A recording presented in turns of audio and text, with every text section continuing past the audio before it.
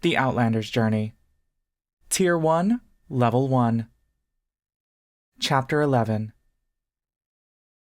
Laurel. Against your better judgment, you continue to stay with the orcs. Each time you decide to go, you see the childlike disappointment in Maya Lee and Bach's eyes, and you cannot resist their pleas. You wish to remain too, in truth. For the first time in weeks, you're well rested. The sores on your feet and your back have healed. You enjoy the simple pleasure of being able to take off your smelly boots and walk around on soft bedding. Even more effective as an incentive is food. Each time Lasha or Ernog or Dora catch you packing up to leave, you are offered something to eat, as if they're bribing you.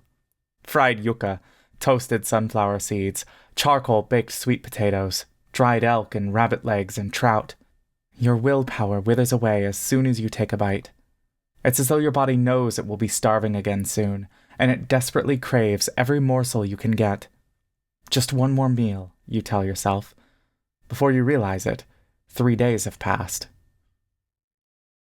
We should get going, you telegraph to Bach, who's happily snacking on roasted walnuts. It's early in the morning. Some of the orcs are still sleeping. Dura and Ernog are preparing to head outside to hunt and patrol. Someone is walking around relighting the torches along the walls, and the cave slowly comes back to life. You see Lasha preparing the fire pit again. I just don't think it's good to stay for long.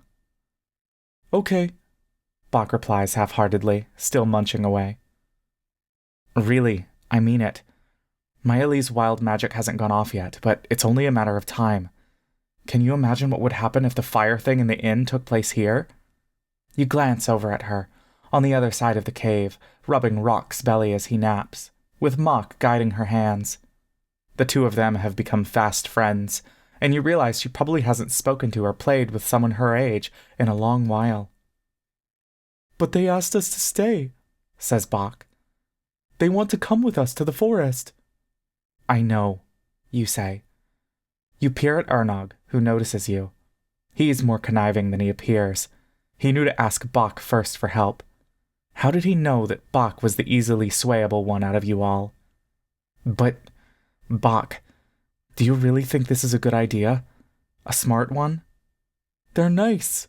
I like them. I do too, but... Ernog is approaching you. He waves. Good morning, Baron. Good morning, Bach. Good morning, you say. Good morning, says Bach. Is everything all right? He squats down in front of you, staring into your eyes. Yes, you say. Truly, we are very grateful for all the hospitality you've shown us. I'm glad. But I'm afraid we've overstayed our welcome, you say. We really have to get going. Ernog and Bach share a look. I see, he says. He reaches into a pouch, pulling out pieces of some sort of sun-dried meat. Have you had a filling enough breakfast? You know he's bribing at you, but you still stare at it, a vibrant red shade glistening in the torchlight. Your stomach growls in response, and it takes all of your effort to refuse. Ernog, really. You wave your hands. We can't stay any longer. Have you had a chance to discuss everything with Bach and Bella? You nod. Bach shakes his head. You throw him a dirty look. Part of why it's been so hard to leave is that he and Maya Lee have been so set on staying. You wonder if it's wrong for you to decide for them what to do, what's best for them. Does this make you just another Xenos? You're the closest thing to a guardian to them, but it's not like you're much older or you know any better. You sigh, pushing yourself up to your feet. Ernog, can we speak privately? Of course. He stands and motions for you to follow him. Bach is gazing at you with pleading eyes, pouting a bit. You pat him on the shoulder and smile. No matter how you look at it, you're responsible for them. You have to put your foot down and do what's best. Should Maya Lee reveal herself or set off her wild magic, you don't know how they'll turn against you. You've specifically avoided casting spells just so you don't offend them. You step out of the cavern and into the tunnel that leads outside. It's noticeably cooler and darker here, a bit smokier as well. The ground is damp. Ernog, you say. I know you and Bach spoke a few nights ago. He's told us everything already. I understand you wish to take us to the forest. Yes, he says. We truly do wish to stay. You've been so kind to us, and if it weren't for you, we would be in a much more desperate situation. But I ultimately don't think it's a good idea. He grimaces, folding his arms together. Without trying, he gives off a commanding presence. Why is that? It seems our interests are mutually beneficial. The problem is, we haven't been home in over 7 years. We don't know what it's like up north anymore. We were refused entry into the Southern INA, and it's possible they won't let us in up north either.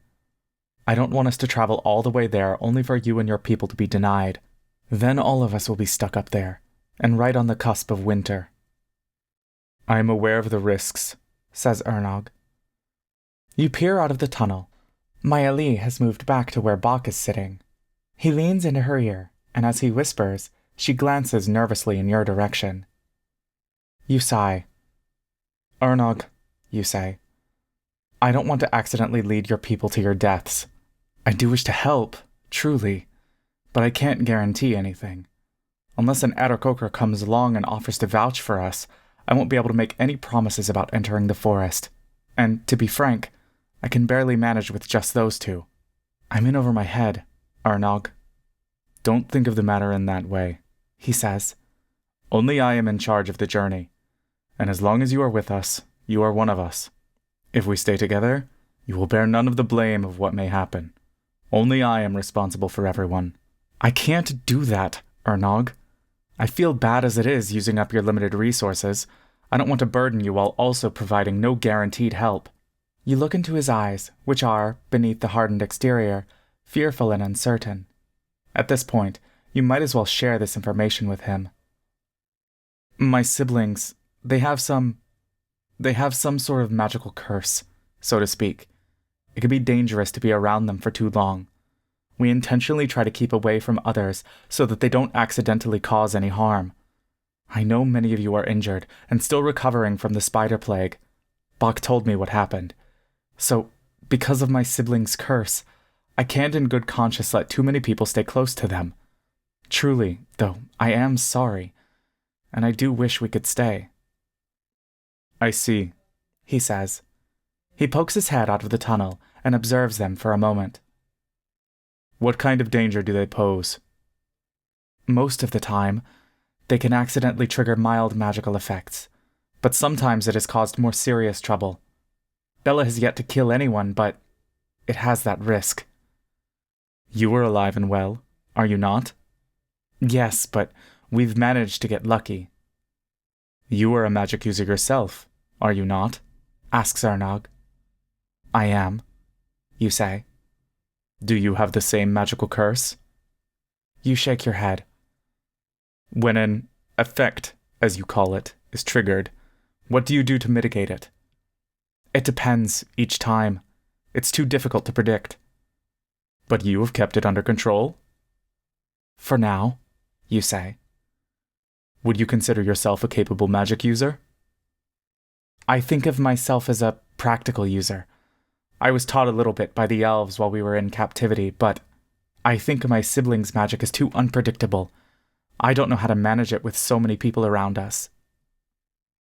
He taps a finger to his tusks, weighing his options. I appreciate your honesty, he says. Is this the only reason you wish to leave? Yes, and I don't wish to promise something while being a burden to you. I understand. Then let me speak frankly with you as well. You nod.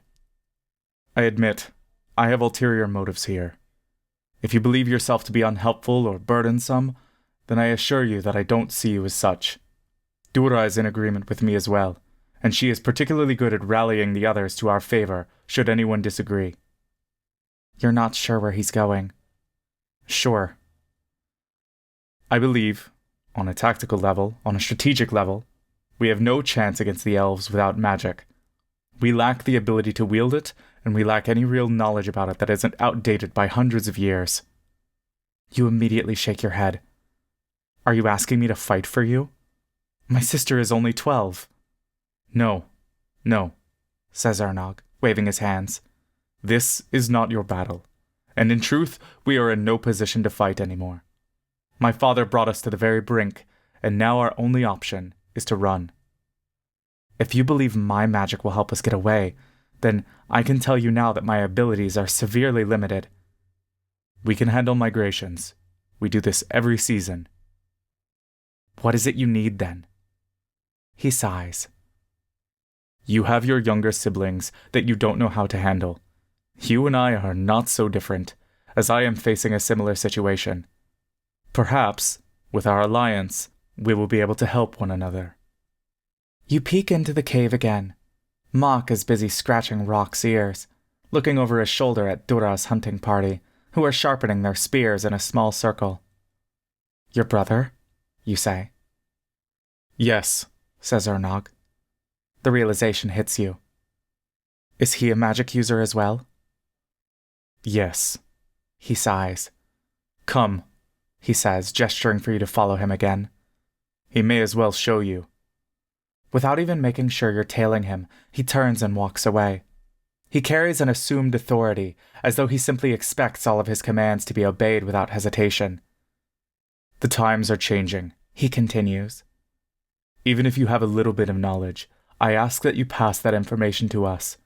Our ignorance puts us at a great disadvantage. You enter the room again. Maeli and Bach are watching you, sticking close to each other. Maeli is fidgeting with the wick of the candle that Mock gifted her. As Mock turns his head to glance at the hunters again, he spots Ernog and instantly stiffens. He shuffles behind the lounging Rock and crouches low. You wish for me to teach him? You ask. Yes, says Ernog. He stops right in front of Rock, who immediately awakens and perks his head up. His tail wags excitedly. Ernog points away to the other end of the cave. Go, he says. Rock leaps to his feet and bolts off, revealing a huddled Mock, balled up and covering his head with his arms. Why are you hiding from me? Asks Ernog as he kneels down. He reaches out and ruffles Mock's hair. Mock swats his brother's hand away, combing his hair back. He sits up. I thought you were mad at me. Why would I be mad at you? His eyes dart over briefly at something behind you and Ernog. He shrugs. Say good morning to Baron. Mock waves sheepishly at you. Good morning, he mumbles. Good morning, you say. Ernog motions for you to sit next to him, and you comply, kneeling down. Baron is also a magic user, says Ernog, patting your shoulder. Mock narrows his eyes. So? I want you to show him what you can do. Mock glances nervously at you, and then at the people behind you. He shakes his head. I don't want other people to see me. You feel Maeli scooting up next to you, with Bach right behind her. Mock, you say. Is it true you know magic? He shrugs. It's all right, says Ernog. You can show him. No one else is looking. I still don't want to. Mock, I want you to show him. There's anxiety in Mock's eyes, and a sense that he doesn't know what to do, that he's lived in isolation with whatever abilities he has. It's all right, you say, reaching out to him. Maybe you can just describe it to me, Mock. It's like you're in Sanos' office once more, sitting before a panicking Maeli and Bach, and you feel the pull of being needed again. I don't know magic, says Mock. Mock, says Ernog firmly. You can sense his growing frustration. You hear Rock trotting up behind you, panting loudly. You turn your head to find him happily wagging his tail, a random large stick in his mouth, glistening with drool. You have no idea where he found it. Elder Lasha said I'm not allowed to, says Mock. Ever again. Elder Lasha is not in charge. Father also said never. Father's dead. You suck in air through your teeth. Ernog, too, appears instantly regretful of his words. Mock's face twists with anguish. I'm sorry, says Ernog, pinching the bridge of his nose. Please, Mock. I'm only requesting a simple demonstration. No! Mock shouts. I'm not doing it again! It's okay, says Maya Lee, reaching out a hand. No! Let's calm down, you say. I don't need to see anything. It's all right. I understand what's going on now. We don't have to pressure him, Ernog. Mock, it's not a big deal. Magic isn't something to be feared. Listen to Bayron, says Ernog.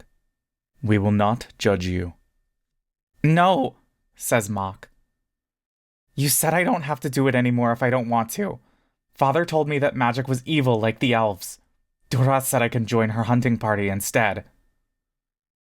I know, says Ernog, but things have changed. You can have a proper teacher now. You promised! I don't want to do magic. It's all right, Mock, you say. Magic doesn't have to be an evil thing. You flick your wrist, and you manifest a tiny illusory bell in your hand. It jingles a melodic tune for a few seconds before dissipating. For a split second, you see a hint of curiosity in his eyes, a childlike wonder you once recognized in yourself. But he steels himself and averts his gaze, shaking his head. I want to be a hunter, he mutters. Magic can make you a good hunter too, you say. You pat Maya Lee on the back. Bella is better than me because she's so good with her spells. Yes, you can still be a hunter, says Ernog. You can join any party you wish. When you are old enough and strong enough, you will. But right now, I am simply asking for you to learn, not for evil purposes, but for our sake. You will be doing good. Then you learn. Mock leaps to his feet, ready to storm off. Mock! Ernog grabs his brother by the arm. You're not yet excused. Something flashes before your eyes. It takes you a second to process everything. Mock spinning around, a feral look in his eyes, snarling like a wolf, raising his free hand as bear-like claws grow out of his fingers. With a swipe, he slashes at Ernog, who grunts and falls backwards. Ernog looks down at his tattered clothing, 3 clean cuts across his chest. A viscous blue liquid seeps into his rags, and blood begins to collect and run down his body. He touches his chest, gasping with surprise. Oh fuck, you mutter under your breath, catching Ernog's fall. Bach reaches out and grabs him by the shoulders. Mock looks down at his hands, eyes wide with horror, his fingertips still dripping with this strange blue poison, his lower lip quivering. Panting heavily, he mutters something under his breath, and he scampers off, rushing past a scouting party and up the tunnel. Rock spits out the stick and chases after him. Mock! You hear Maya Lee shout, darting after him. Bella! You try to grab her, but she slips past you, disappearing up the tunnel. Dura is rushing towards Ernog. You also see Lasha hobbling towards him, a clay jar in hand. She kneels and begins to smear some sort of salve on Ernog, sighing in an exasperated manner, like this isn't unexpected behavior. The more you let his witchcraft run wild, she says, the more destructive he will be. Ernog pushes her hands away. He groans as he pulls himself back to his feet, and he stumbles after Mock. You turn to Bach, who is already up, following behind everyone else, and you realize you're so far deep into this mess that you have no choice but to go along too.